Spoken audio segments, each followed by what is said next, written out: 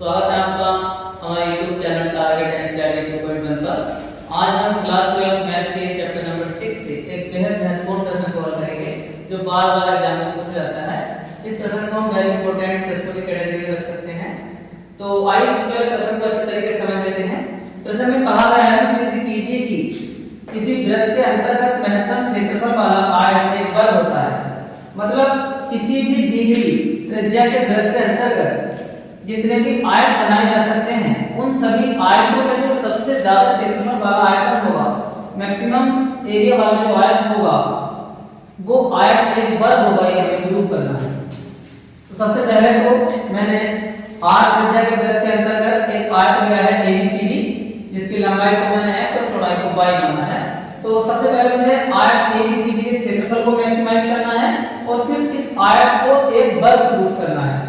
तो इसके लिए सबसे पहले मैंने समकोण त्रिभुज BCD लिया है। समकोण त्रिभुज BCD, यहाँ पर हम जानते हैं कि आयत का प्रत्येक कोण 90 डिग्री का होता है। तो BCD एक समकोण त्रिभुज हो गया और इसमें कोण BDC को मैंने थीटा माना है। तो समकोण त्रिभुज BCD में कोण BDC बराबर क्या होगा स्टूडेंट्स? थीटा।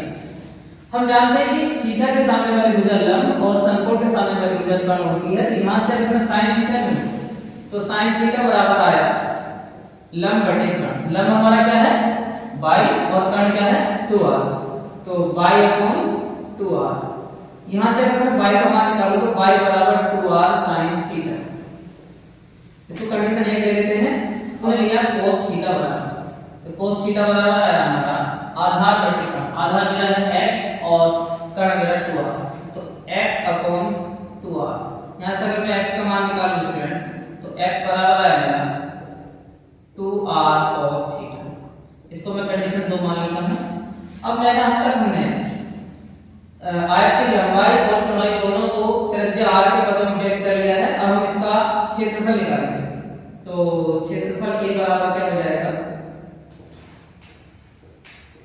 लंबाई गुना चौड़ाई। तो लंबाई हमारी है 2r cos थीटा और चौड़ाई है 2r sin थीटा। यहां से मैं 2r स्क्वायर को अलग कर लेता हूं। यहां से 2 और r होगा क्या हो r स्क्वायर और 2 sin theta into cos theta को मैं अलग कर दूं। ऐसा मैंने इसलिए किया है फ्रेंड्स क्योंकि 2r स्क्वायर और 2 sin theta into cos theta किसके इक्वल होता है sin 2 थीटा। तो sin 2 थीटा। तो हमारा a बराबर आया 2r स्क्वायर sin 2 थीटा। अब क्षेत्रफल को मैक्सिमाइज और मिनिमाइज करने के लिए हम थीटा के रेस्पेक्ट में इसका एक बार अवकलन कर लेते हैं। तो थीटा के सापेक्ष अवकलन करने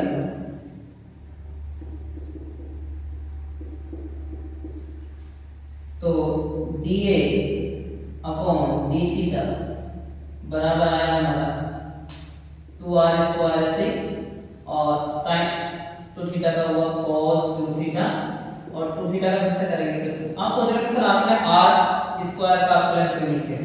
क्योंकि हम जानते हैं कि जो भी चीजें निश्चित होती हैं उनका अवकलन नहीं होता। अवकलन की परिभाषा से हम समझ सकते हैं अवकलन का मतलब है किसी भी राशि में परिवर्तन।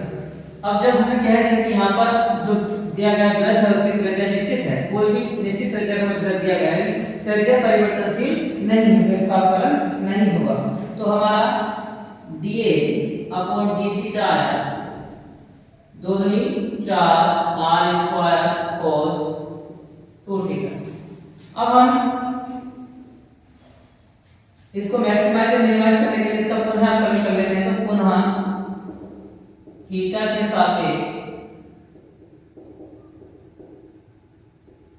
अवकलन करने पर तो फिर से अवकलन कर लेते हैं। तो क्या हो जाएगा friend d square a upon d theta square बराबर आ जाएगा 4r स्क्वायर फिर से ऐसे और cos 2 थीटा का हुआ माइनस sin 2 थीटा और sin 2 थीटा का में से 2 थीटा का फिर से करेंगे तो आ जाएगा 2। तो 4 दूनी 8 r square sin 2 theta d square a upon d theta square हमने मान लिया। अब हम क्षेत्रफल को मैक्सिमाइज और मिनिमाइज करने के लिए जो पहली बार हमने कल करा d/d थीटा, इसको 0 के इक्वल लिखा देते हैं। तो क्षेत्रफल के अधिकतम या न्यूनतम मान के लिए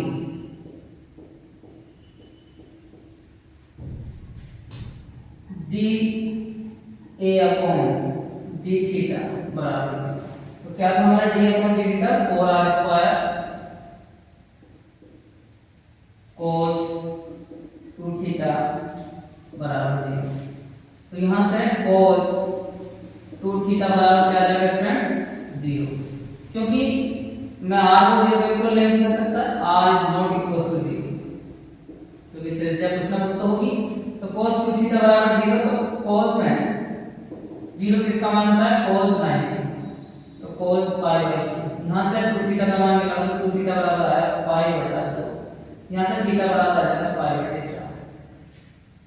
अब मैं क्षेत्रफल को अधिकतम पता करने के लिए थीटा बराबर पाई बाई 4 पर मैं d² d थीटा² का मान निकाल लेता हूं। तो थीटा बराबर पाई बटा 4 पर d² d थीटा² बराबर आ जाएगा 8 r² sin 2 × पाई बाई 4, ये पाई बाई 2 ना, तो माइनस के 8r² और sin पाई बाई 2 का मान कितना होता है फ्रेंड्स 1, तो हमारा है माइनस के 8r², जो कि क्या है ऋणात्मक। तो स्टूडेंट्स हम कह सकते हैं कि थीटा बराबर पाई बटा 4 पर क्षेत्रफल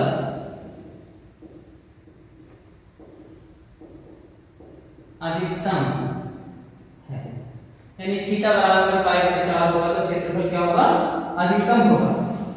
तो हमने थीटा बराबर पाई बटा 4 पर लंबाई ज्ञात करते हैं, तो थीटा बराबर पाई बटा 4 पर लंबाई x बराबर क्या था फ्रेंड्स हमारा x बराबर था 2r cos थीटा, तो x बराबर रखते हैं 2r cos थीटा की जगह रखेंगे पाई बटा 4, तो 2r हम जानते हैं कि cos 45 का मान होता है 1/√2, तो 1/√2 यहां से अगर √2 से √2 बार चला जाएगा तो √2r हमारी लंबाई।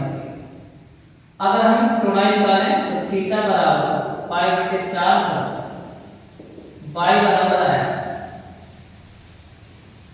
2r sin पाई बाई 4, तो यहाँ से 2r और sin पाई बाई 4 का मान कितना होता है 1/√2, तो यहाँ से y बराबर कितना आ गया √2r। इसमें देखिए x बराबर √2r है और y बराबर √2r है, तो हमने लंबाई और चौड़ाई को बराबर रूप कर लिया है थीटा बराबर पाई बाई 4 पर, और थीटा बराबर पाई बाई 4 पर हम ये भी सिद्ध कर चुके हैं कि क्षेत्रफल क्या है अधिकतम है।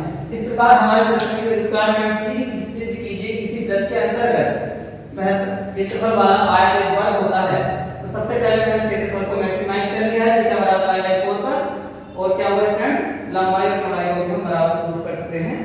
तो फ्रेंड्स देखिए आपको इस सवाल में कोई डाउट है तो आप मुझसे कमेंट सेक्शन में पूछ सकते हैं। इसी प्रकार के अन्य सवालों के लिए आप हमारे चैनल को सब्सक्राइब करें, लाइक और शेयर करें। Thank you friends.